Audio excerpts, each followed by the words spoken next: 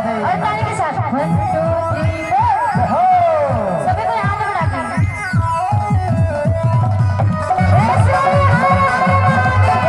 ताली के साथ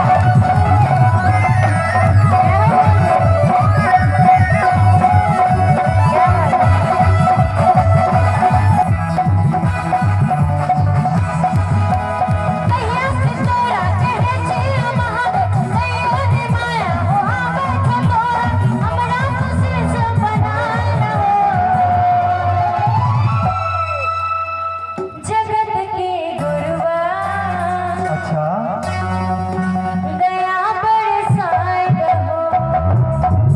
और